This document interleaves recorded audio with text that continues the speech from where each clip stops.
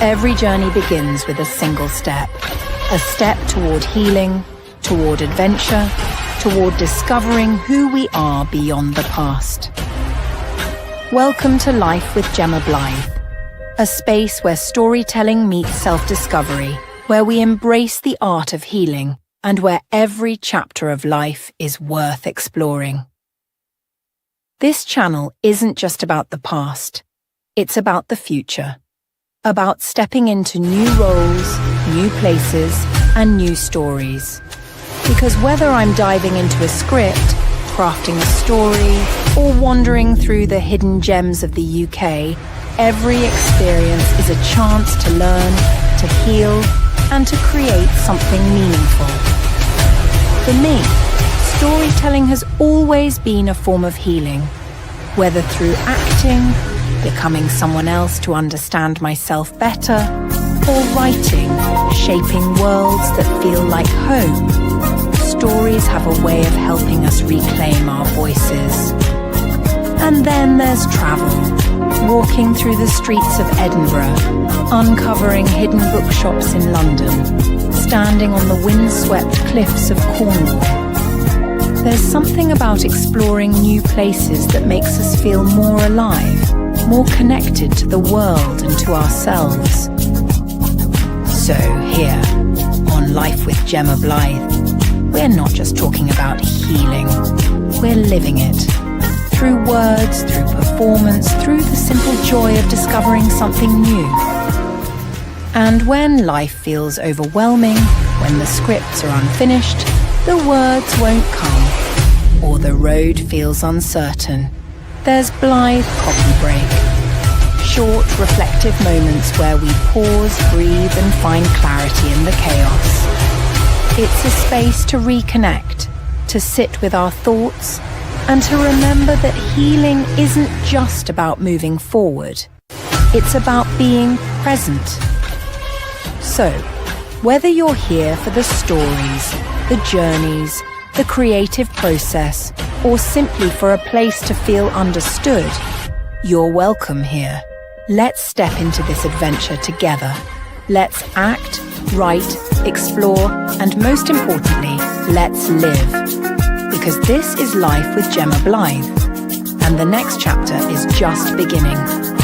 Subscribe now to Life with Jemma Blythe, available to listen and watch on YouTube. And if you're ready to embrace the next chapter of your life, join me inside Imperfect TV Network, where we create, explore, and heal, one imperfect step at a time.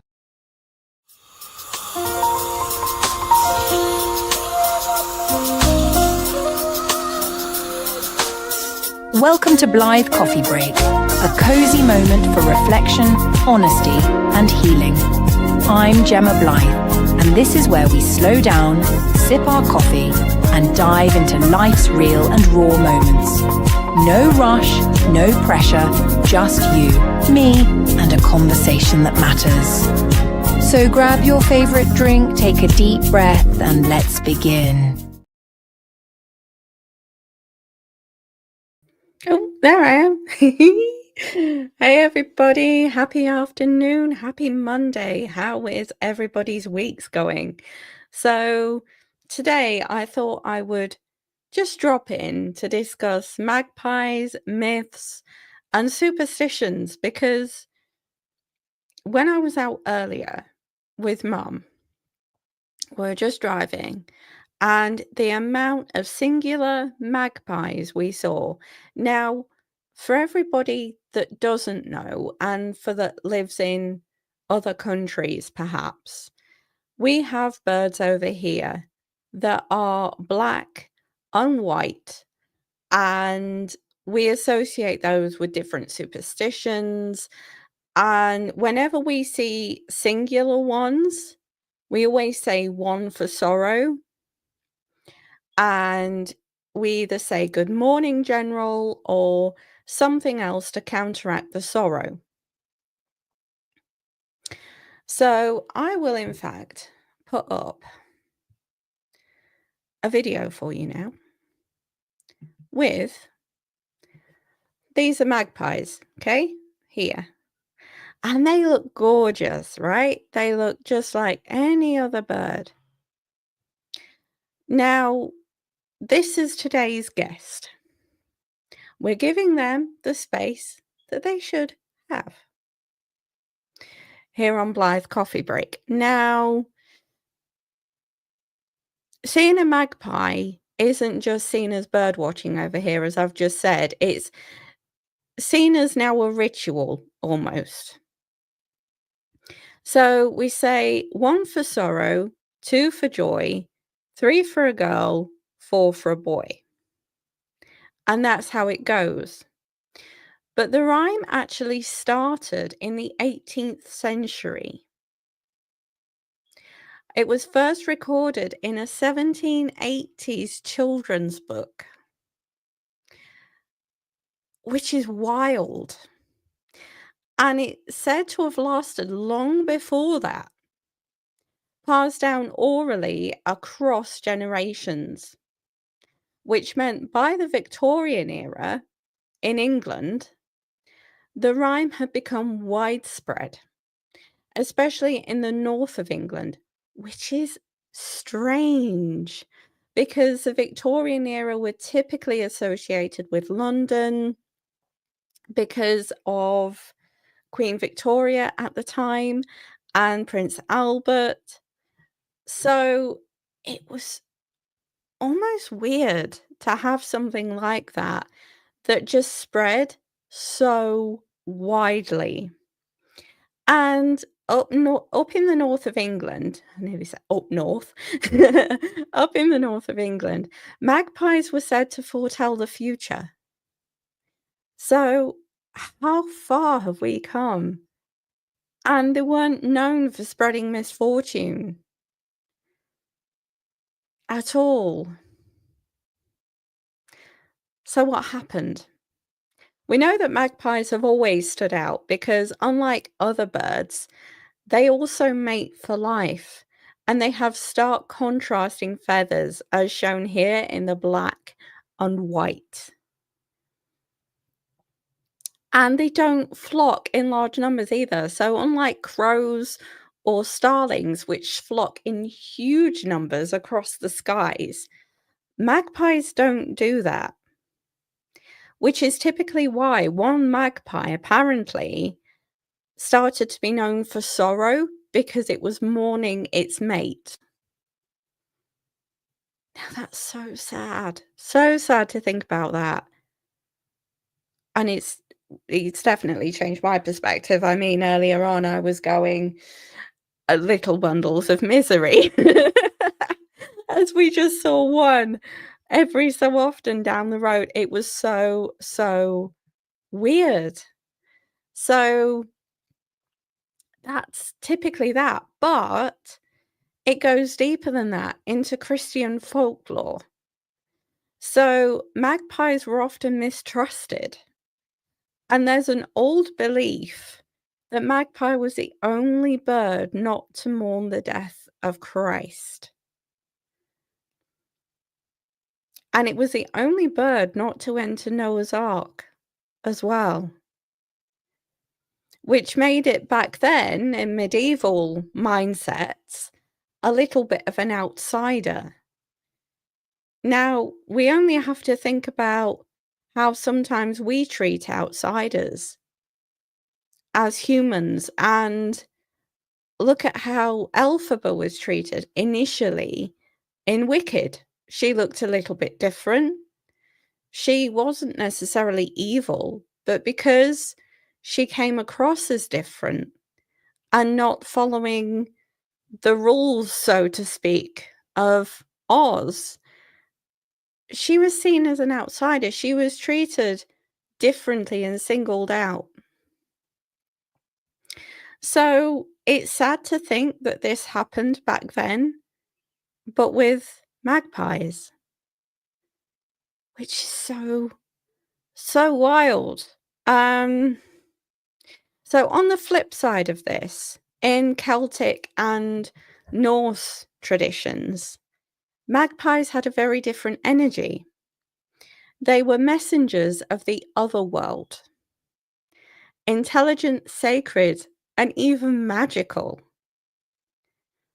So the Celts admired them for their intelligence and connection to the spirit realm.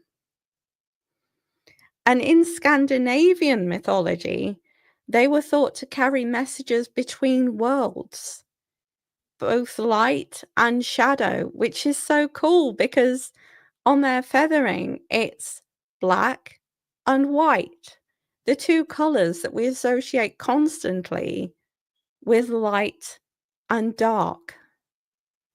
Wow. So, depending on what you asked around that time, the magpie was either divine or dangerous. It's wild to think that there was nothing in between that. Like, you've got two sides of the spectrum, but I suppose in life, we think about life as a spectrum. Something's either good or bad. For a lot of people, there's nothing in between, which is so strange. So they also have a reputation for liking shiny objects. Now, this isn't entirely accurate. And you've got a bird that people projected a lot into wealth, mischief, mystery, myths, superstitions. The list goes on.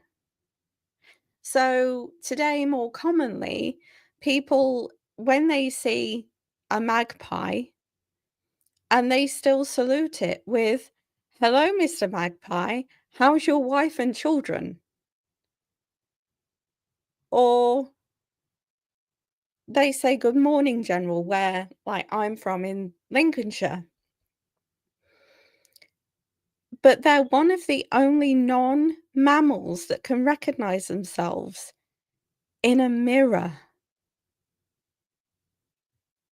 They hold funerals, they mimic human speech, and they don't actually collect shiny things.